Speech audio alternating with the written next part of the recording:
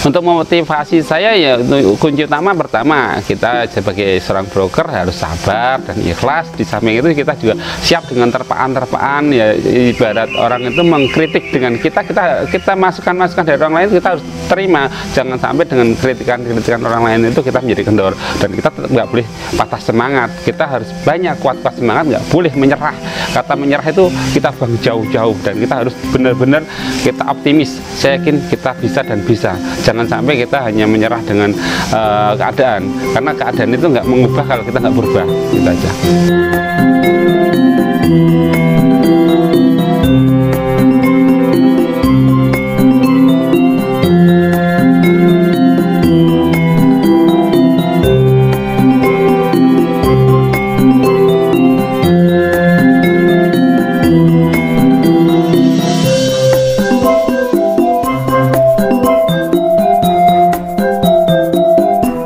Assalamualaikum warahmatullahi wabarakatuh.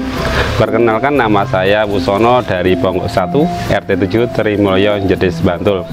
Di sini saya adalah seorang broker ataukah seorang pengepul kelinci dari Kota Bantul. Tapi asal-muasal kita memang bukan di kelinci. Kita juga pernah mengalami namanya mantan TKI. Kita juga pernah mengalami bingung pulang dari Malaysia. Akhirnya kita mencoba mencari inspirasi, mencari pekerjaan-pekerjaan yang sekiranya sesuai dengan hobi atau sesuai dengan karakter hati saya, untuk bagaimana kita mencari peluang-peluang yang benar-benar selama ini nggak ada. Oh ya, untuk memulai sebuah saya jatuh hati atau jatuh cinta di kelinci itu awalnya saya memang dari masa kecil itu saya pernah minta kelinci sama orang tua, dan saya merasa ingin membuat orang tua itu di masa kecil saya itu bisa membuktikan bahwa saya bisa menjadi orang yang sekarang membawa saya menjadi nama besar saya, dan bahkan saya bisa dikenal dengan orang, entah bagaimanapun caranya, tapi kita harus bagaimana berpikir untuk maju, dan itu memang bukan unsur kesengajaan, tapi kita susun dan kita tata. Dan awalnya kita juga nggak berpikir, tapi setelah memelihara kelinci di tahun 2008 saya mulai berpikir aku harus maju. Tapi caranya maju gimana ya, kita pelajari di bidang perkelincian tersebut. Dari pertama kita belum bisa tahu bagaimana memproduksi kelinci, kita belum kenal dengan banyak orang, kita mulai kenal dari satu kandang yang lain. Dengan perjalanan waktu kita mau datang ke beberapa titik, banyak di kawasan Bantul saat itu, sampai sekarang pun kita masih sering datang, tapi sementara waktu kita sudah banyak kan di rumah dibanding tahun yang lalu. Di tahun 2008 kita sering datang karena belum punya wawasan tentang bab kelinci. Sejarah tentang bagaimana saya kok memilih dulu di mantan TKI, karena di tahun 99 saya adalah lulusan Manwonokromo. Nah, saat itu saya masih bingung mau kerja kemana dan di mana. Saat itu saya ikut sama kakak saya di Jakarta. Saya mengalami namanya kerja itu 3 bulan di sana. Setelah itu 1 bulan nganggur. Ternyata hanya 3 bulan bisa kita habiskan dalam 1 bulan nggak nyampe. Itu ternyata saya menyakitkan buat saya, dalam artian saya kalau terus-terusan seperti ini kita nggak maju. Dan saya coba berusaha mengumpulkan dana bagaimana bisa saya masuk ke Malaysia. Saat itu saya ke Malaysia pun tanpa sengaja, dan kayak nggak percaya saja, nggak ada uang pinjaman dari beberapa orang yang nggak kita sebutkan dari sini. Ternyata saya bisa berangkat ke sana, dan di sana saya mulai mengumpulkan, akhirnya melalui tahap kontrak selama 5 tahun. Nah, setelah di Malaysia selama 5 tahun, pulang ke Indonesia pun bingung juga. Nah, di saat bingung tersebut saya mulai coba, aku mengingat masa kecil saya dulu, yaitu bermain kelinci. Kayaknya mengasihkan. Saya nggak memikirkan hasil saat itu. Yang saya pikirkan bagaimana saya bisa untuk maju dan bisa dikenal orang dan mengenal orang, itu saja. Untuk masalah hasil kami nggak berpikir untuk saat awalnya saya nggak berpikir untuk menjadi acuan utama. Tapi setelah lambat laun fase proses, ternyata butuh operasional dan butuh bensin, dan kita juga butuh tenaga, juga harus dihargai. Di situ saya mulai memikirkan hasil. Di tahun 2008 itu kan saya baru tahap mulai memelihara kelinci, dan 2000 sampai 2009. Nah, di situ kan saya baru belajar. Di 2008 itu kan saya berkunjung dari satu tempat ke tempat yang lain untuk menimba ilmu sambil belajar di kandang kita sendiri. Nah, di situ saya mulai menerapkan bagaimana sih kelinci ini dikenalkan dengan masyarakat. Nah, saya di 2009, nah situ saya mulai, aku harus terjun ke pasar. Nah, saya belajar di pasar, saya pelajari di pasar-pasar tradisional, terutama di kawasan Bantul. yaitu Kota Gede, Pundong, Bantul, Teret, Jejeran. Ya cuma itu aja, kayak 5 pasar kita jalani terus sampai akhirnya selama kurang lebih 8 tahun. Nah, setelah ada Corona, nah, kita mulai terusir. Dalam artian dikejar-kejar Satpol PP. Saya juga merasa bagaimana ya, ini solusi setelah ini kan otomatis penghasilan saya menurun. Di situ saya nggak ambil pusing. Saya akhirnya jual sate juga, saya lain pakai online, tongseng juga pakai online. Lambat laun kita mencari namanya pelanggan yang membutuhkan karkas atau filet, yang membutuhkan dan bisa membutuhkan daging-daging kelinci. Nah, akhirnya kita selalu promo, selalu mengiklankan ke beberapa sosial media.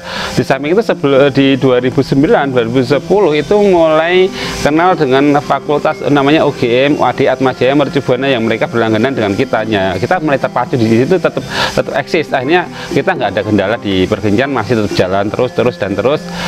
Intinya kita tetap mengenal dan kita lebih mau dikenal orang dan mengenal orang, gitu aja.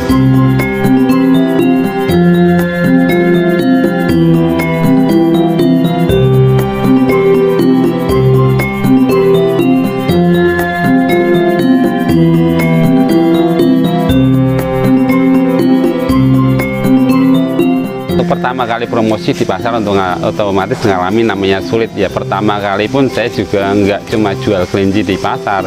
Saat mengalami sepi selama 4 hari di pasar pun pernah ngalami nggak laku. Di saat itu saya juga nggak cuma bermain kelinci, saya pun pernah nganterin urin ke Sentolo dengan beliau ketemu dengan Pak Johan.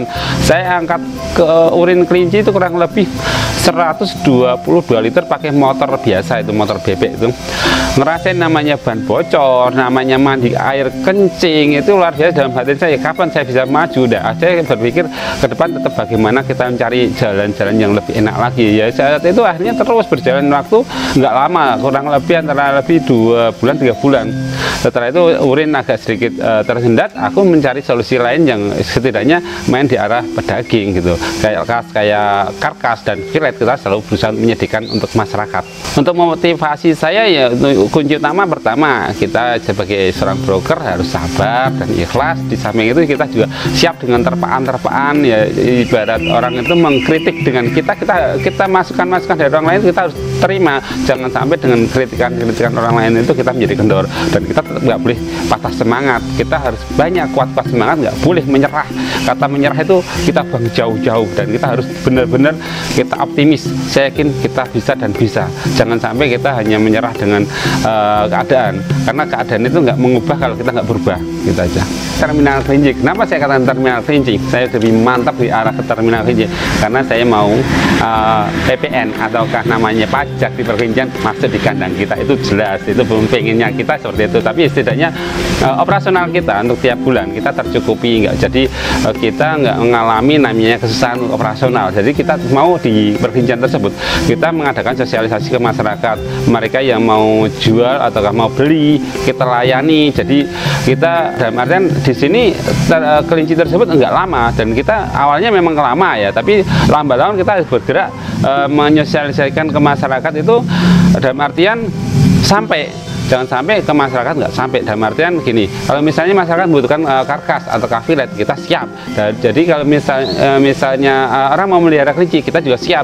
Jadi ketika pertanyaan dari permintaan kelinci, misalnya kandang, misalnya obat-obatan kelinci, perlengkapan kelinci, kita harus siap. Jadi jangan sampai katakan kalau di terminal kelinci itu nggak menyediakan apa-apa. Jadi harus di terminal kelinci tersebut semua perlengkapan, semua tentang kelinci kita siap. Harus kata-kata siap itu harus ada. Produk-produk yang terminal kelinci banyak sekali, dari pertama bibit-bibit kelinci, terus indukan kelinci, pejantan kelinci, macam-macam jenis kelinci, gerabah, perlengkapan kelinci banyak sekali. Kita siap untuk menyediakan buat semua masyarakat, baik kandang, semua di perkelincian kita pokoknya siap. Oh ya, untuk mau yang konsultasi, mau coba untuk berdiskusi dengan kita siap. Yang dengan syarat datang ke sini dengan alamat Ponggo 1 RT 7 Trimulyan Jeris Bantul, dengan nomor telepon atau KWA 087 8394 83567. Sementara waktu untuk sosial media kita pakai Facebook dulu dengan akun Wusono.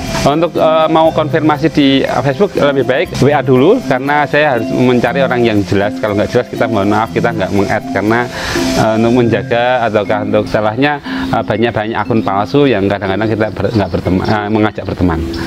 Untuk persaingan ya ini dikatakan kompetitor ya, untuk bagi saya nggak menjadi suatu masalah karena apa, rezeki sudah diatur itu pertama, kedua bagi kami nggak ada masalah untuk kompetitor, nggak, itu anggap aja mereka teman kita, bukan menjadi satu kompetitor dan menjadikan mereka teman kita rangkul mereka, kita ibaratnya kita nggak mau mereka kita musuhi, justru kita mau terpacu dengan banyak teman.